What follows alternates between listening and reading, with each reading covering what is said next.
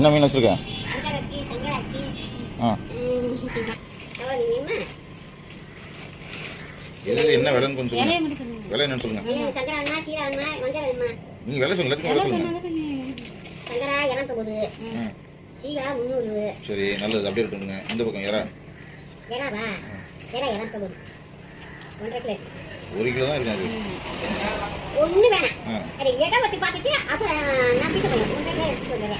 சரி ஓகே.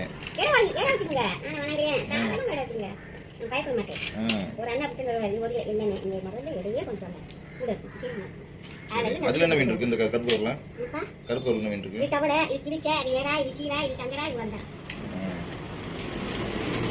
சீலா 300, சங்கரா 250, எறா 250.